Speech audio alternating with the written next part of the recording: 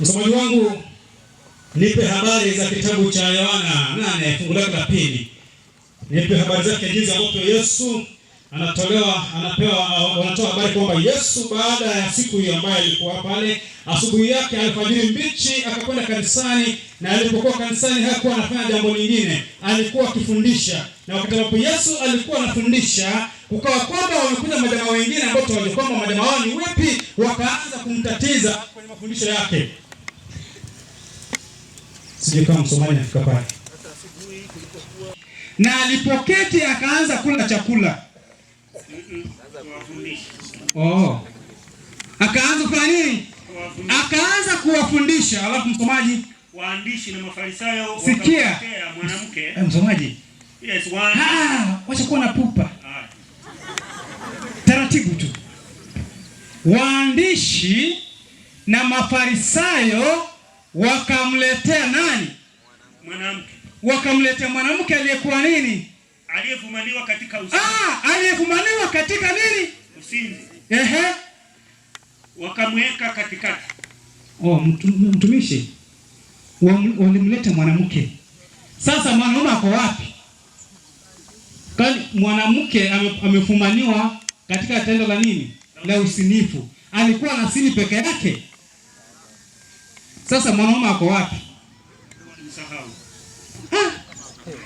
Sasa mwanamke peke yake katika tendo la nini? La usinifu. Vipi? Je, aliyekuwa kisinaye yupo wapi? Mbona ni mke peke yake ameletwa wapi?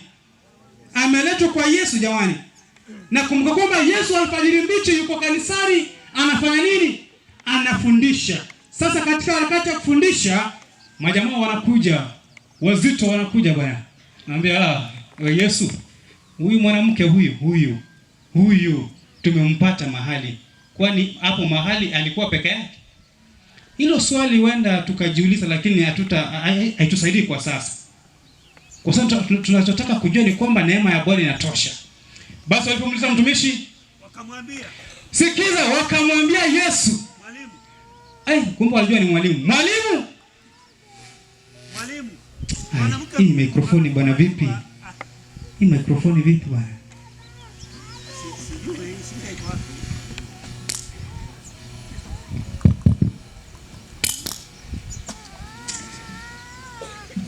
Hakuna betri nyingine? Want to check. Umehamisha. Basi kubali. Uende mpaka hata nje ambao utaambiwa. Haya twende basi. Mwalimu. Wakamwambia mwalimu. Mwanamke huyu amefumaniwa alipokuwa akizini. Baada yake basi katika Taurati Musa alituamuru ya kwamba wanawake kama hawa wapigwe kwa mawe. Je, wanaume wapigwe kwa rungu? Wanawake namna hii wapigwe kwa mawe. Je, wanaume wapigwe kwa rungu? Nawe wasemaje sasa? Lakini sikiza, wakati wamemleta huyu mwanamke na wakamwambia Yesu, mwalimu, huyu mwanamke tumemfumania. Na kwa Torati Musa ametuamrisha kwamba wanawake kama hawa wanastahili kupigwa mawe. Je, wewe unasema nini? Kuna vile Biblia inajibu chini. Nao wakasema neno hilo, wakamjibu. Sikia. Nao walisema neno hilo ili kufanya nini? Kumjaribu nani? Yesu. Ilikuwa mnasema ndio mpigeni mawe. Wale wasema yule ambaye ni Yesu ndiye aliamuru kwamba yule mwanamke apigwe mawe.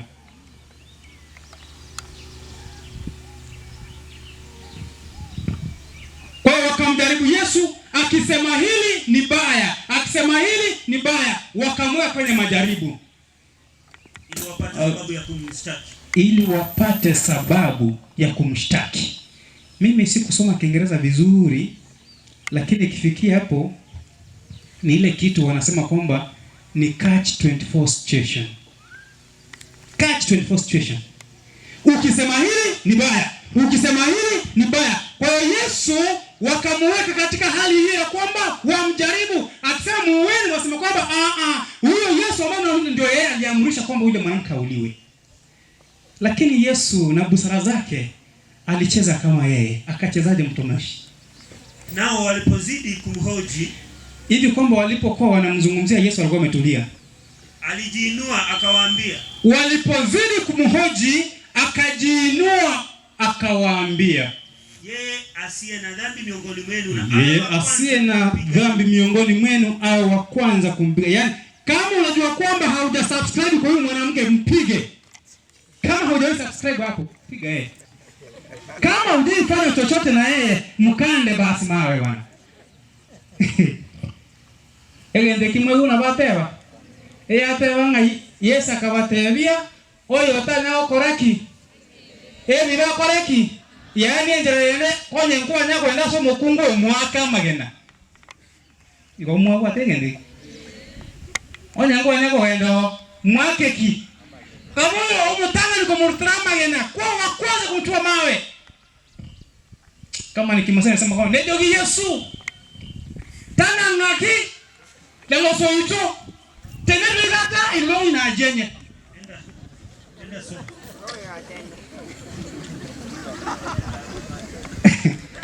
Akainama tena akaanza kuandika kwa kidole chake. Katika nchi. Nao waliposikia wakashtakiwa na dhamira zao. Akasema, nilikuwa na yeye jana. Jamaa akaanza kutoka. Nilikuwa na yeye juzi. Hata ni mimi nilikuwa na yeye saa hii ndio tukamleta. Kwa jamaa wakaanza kufanya nini? Mmoja.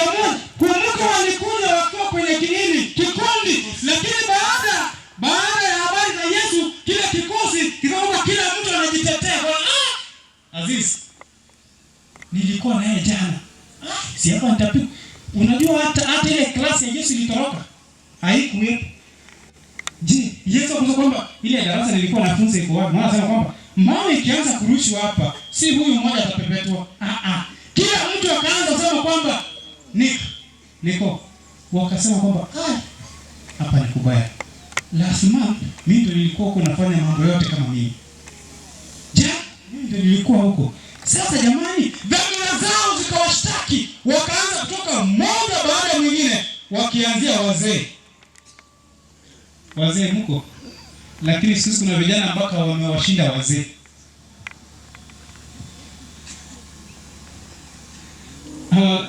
Ego ndio ngaigatakirawa abanya wanena wakasoka wakaenda. Lakini unamara watire wanega yakawa yeto eto waitete tumewapiga 10,000. Msomishi. Baada ya hao ndio kuwashtaki, wakaanza tangu wazee hata wa mwisho wao. Twende. Akabaki Yesu peke yake. Na yule mwanamke amesimama kando. Roho yake halikubaki pia. Waliondoka, maana unajua kwamba hapa ni kunoma. Lile darasa Yesu alikuwa anafunza halikusimama. Lilitoweka pia. Maana pia pale ndani watu walifanya substitution wingi sana. Mawe ikianza kurushwa kama ni tent, kila mtu anakanyaga mwendo. Yesu akasalia pamoja na nani? Na yule mwanamke aliyeletwa na waandishi na Farisayo wakimshtaki kwa tendo ambalo alikuwa ametenda. Na kumbuka kwamba walipomleta hawakumshtaki eti hakufanya tendo, alitenda hilo tendo. Wakamleta. Kwa hiyo unatafakari kwamba kuna mambo yale mwanamke ambaye ameyafanya, kuna uzoefu fulani yule mwanamke amefanya, ukijilinganisha na yeye unasema kwamba ukweli huyu mwanamke pamoja na mimi hamna tofauti. Lakini hata baada ya hayo yote, neema ya Bwana inatosha. Mtu hajasikia mwenye ameokoka. Baada ya hayo yote, neema ya Bwana inatosha. Somani twende. Yesu akajiinua asimuone mtu. Ila yule mwanamke aliyeletwa pale. Akamwambia mwanamke, wako wapi washtaki wako sasa? Je, hakuna aliyehukumu? Hakuna aliyekuhukumu kuwa na hatia? Alafu akamwambia, sikia Bwana. Yesu akamwambia, lakini Kiingereza inasema kwamba no one saw. Hata hivyo hii inasema hivyo. Hakuna Bwana. Sasa nilikuwa nataka nilete tu vizuri kwa ile nyingine ile tulinunua. Hakuna Bwana. Ina maana Unafaa ujifunze wakati mwingine ukienda kwenye ofisi sema excuse me sir ama madam. Haya mambo yalianza kitambo, si leo tu. Kwa hiyo tujifunze. Akamwambia hakuna bwana. Kitu kinatatiza sana bwana. Sijui ni ipi kati inatatiza sana. Akamwambia hakuna bwana. Alafu msemaji Yesu akamwambia wala mimi sikuhukumu tena. Enenda zako. Wala usitende dhambi tena. Haleluya. Haleluya. Hii tende ya uimbaji imenyamaza sana. Labda wanataka kuimba sana usikie habari. Na kuna waimbaji waliimba hapa walikuwa 4. Wakasema jamani, hata muziki tunaoimba tukisimama kwenye mimbari pale tunaanza kuningua viungo. Sijui niliwaumba sana vipi. Tende imetulia sana. Wale ndio nilikuwa na washuku, lakini wanacheza kama. Yesu akamwambia ondoka, nenda na usitende dhambi tena.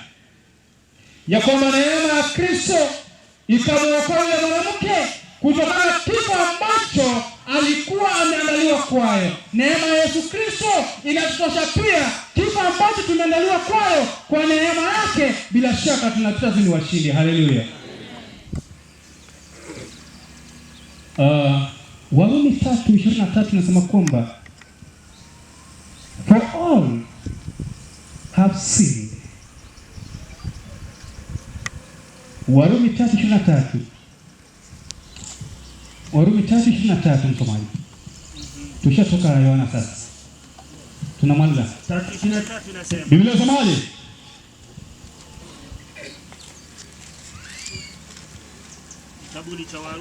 Kitabu cha Warumi. Tupate habari za Paulo. Inasema. Inasema 23. Kwa sababu wote wamefanya dhambi. Na kupungukiwa na utukufu wa Mungu. Na wahesabiwa haki bure. Kwa neema yake. Haleluya. Kwa njia ya ukombozi. Haleluya. Yule mwanamke neema ya Kristo ilimsaidia, na vile vile neema hiyo inatutosha na kutuokoa. Wakati nasema for all have sinned. Je, ikisema sababu wote wametenda dhambi, mimi kama naliki nipo ndani? Mchungaji wa eneo hili yupo ndani? Waimbaji wote tupo ndani? Lakini kwa neema ya nani? Ya Kristo tumehesabiwa kuwa nini? Tumehesabiwa nini? Msomaji wasome. Wanahesabiwa haki bure kwa neema yake. Tunahesabiwa haki bure kwa neema yake. Kwa njia ya ukombozi ulio katika Kristo Yesu. Haleluya. Kwa njia ya ukombozi ulio katika Yesu Kristo. Tumishi. Nipatie habari za Waefeso. Basi itakuwa MC endelea kujipanga na kujipiga msasa kwa mambo ya kwako. Waefeso 2:8 na fungu lake la 9, nipatie habari zake. Neema zipi hizo tena? Kwa maana umeokolewa kwa neema. Kwa maana tumeokolewa kwa neema. Kwa njia ya imani. Kwa njia ya imani. Ambayo hiyo haikutokana na nafsi zetu. Haikutokana na nafsi zetu. Wana redemption wanaimba vizuri sana. Ni kipawa cha Mungu. Neema ni bure kwa njia ya imani. Twahesabiwa haki bure kwa neema yake, kwa njia ya imani iliyo katika Kristo Yesu mpatanishi wetu. Twasema wokovu ni bure kwa njia ya imani.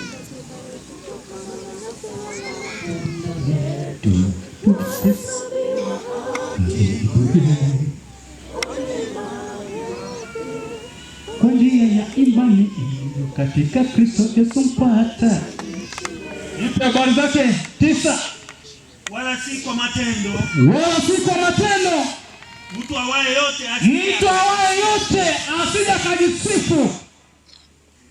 Wapendwa, ni kwamba yule mwanamke neema ya Kristo iliweza kumsaidia. Vile vile neema hiyo nasi yaweza tuokoa kutokana na yale yote ambayo yanatukumba, yanayotuficha mbali na kuona uso wa Kristo.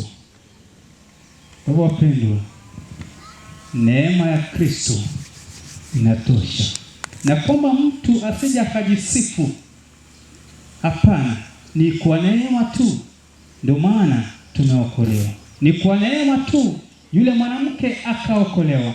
Kwa hiyo baada ya kuokolewa, Yesu akamwambia nenda na usitende dhambi tena. Na tunaomba kwamba basi kwa sababu ya neema hiyo msije mkatenda dhambi tena. Msitende mkafanya mengine ambayo ni kinyume na mapenzi yangu. Maana Mungu ni Mungu wa rehema. Na baada ya kuwa na wingi wa rehema wangu, bila shaka kwa neema hiyo kupitia Kristo, bila shaka sisi ni washindi. Haleluya. Amen. Sisi ni taifa teule la Mwenyezi Mungu ambalo kwa neema tulikushapata wokovu. Tusimame tuombe. Baba yetu na Mungu wetu tunayetupenda, asante kwa sababu ya neema yako ambayo kwa hakika tulipata kukombolewa. Neema hiyo yako Mwenyezi Mungu, asante sababu inatuweka huru.